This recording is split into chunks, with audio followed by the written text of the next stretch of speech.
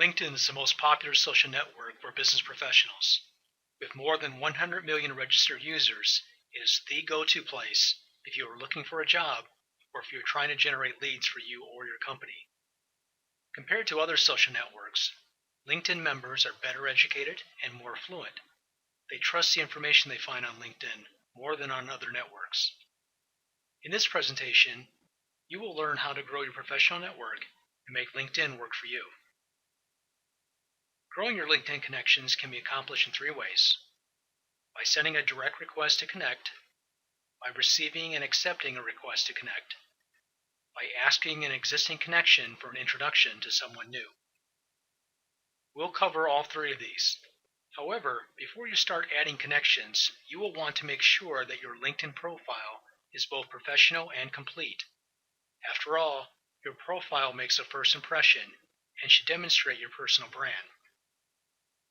When you first logged into LinkedIn, click on the View Profile menu option. In the upper right, you'll be able to see a profile completeness score. If it's less than 100%, LinkedIn will tell you which items need attention. These include a professional photo. Make the time to get a professional headshot, not one that was cropped from your vacation pics. The tagline that represents who you are. This is a space right beside your profile, right beside your picture on your profile. Keep in mind that your tagline should contain the keywords associated with your industry and personal brand. More on this later. Your industry and location. An up-to-date current position. 2 past positions. And your education. All of which can be added by clicking the Edit button. Now, take a few minutes to think about your summary or personal brand statement. Consider this section your elevator speech. It should give your reader clear insight into who you are in 60 seconds or less. You will also want to add skills, at least 50 connections, and at least 1 recommendation. Once your profile is 100% complete, you are much more likely to receive opportunities through LinkedIn.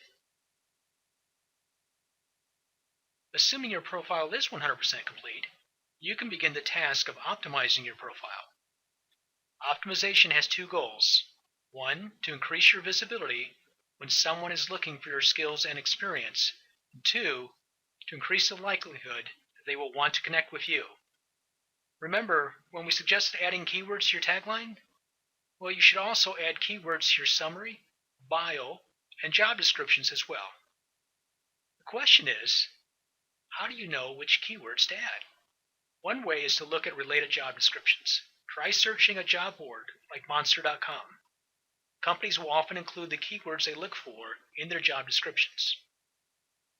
You can also visit the United States Bureau of Labor Statistics. Each year they publish the Occupational Outlook Handbook, which you can download for free. It lists job descriptions for each category of job. You can find them online at www.bls.gov/OOH. Or my favorite, Google's keyword tool. Enter the keyword or phrase you want to research. In this example, court reporting. Enter the CAPTCHA security code at the bottom. Hit search and see your results.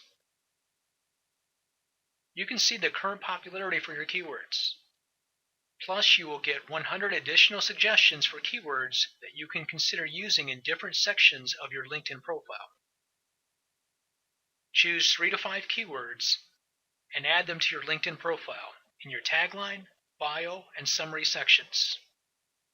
You can find the tool at adwords.google.com/o/keyword tool, or you can just do a Google search for Google Keyword Tool.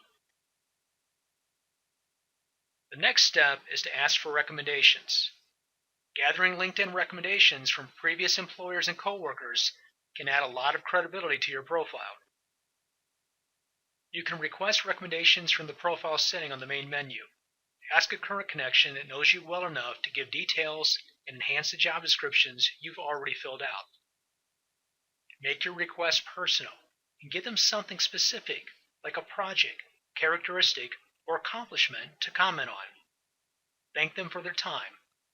You will be notified once your connection has completed your request. You need at least one recommendation to complete your profile. More is better. Another good practice is to join and participate in groups. LinkedIn has a Groups You May Like function that suggests groups based on your current profile and connections. Take a look at the number of members and the number of discussions this month. See if any of your current connections are members. Check out the type of discussions. If all you find are members promoting their businesses, then move on. This group will be of little value. Find one that works for you. If you have followed all of the previous steps, your profile should now be 100% complete and optimized. Once you've joined a group, you have a natural common connection with each group member, and LinkedIn gives you the ability to connect based on the mutual group membership. It's a little thing, but it's a step beyond simply saying you want to connect. Look for active members who seem to be a good fit. You can view their profile for more information, or ask them to connect. Another method is to use the advanced search feature to find people. In this example, we're going to search for people who have the keyword phrase court reporter in their profile and live within a 50-mile radius of zip code 60607, Chicago, Illinois. Hit the search button after entering your information. Debbie Bridges is the first result.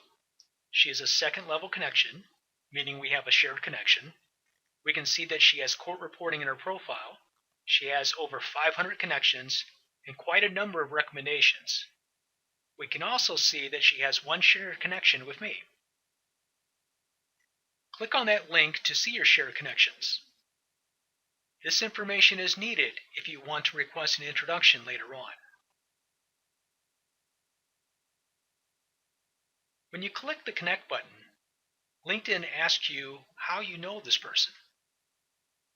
It's easy if you work together, went to the same school, or belong to the same groups.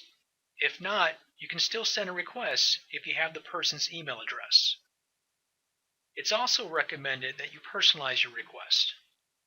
After all, you're trying to grow your professional network instead of just collecting online business cards. You will also receive invitations to connect. I recommend that you only accept invitations from people who can be mutually beneficial, but this is a personal decision. I like to see a professional picture. I also like to know what they think we have in common. You can also click on their profile to get more information before making a decision. Don't feel that you need to accept every request. It may make sense to ask a mutual connection to make an introduction. An introduction lets you contact members who are in your second-degree network or third-degree network. Locate a potential connection using the advanced search we completed earlier.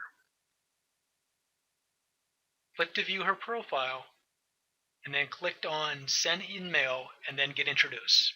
On the next screen, choose one of your shared connections to introduce you and then fill out the other information. Use the same good etiquette you use when requesting a recommendation. Explain why you want to be introduced, and thank your connection for making the effort. Congratulations! You're well on your way to becoming an effective networker on the world's most important social platform for business. You'll be able to see updates on your homepage and send messages directly to your connections.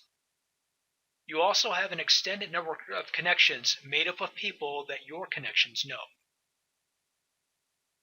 Watch for our next presentation on using LinkedIn for lead generation 15 minutes a day.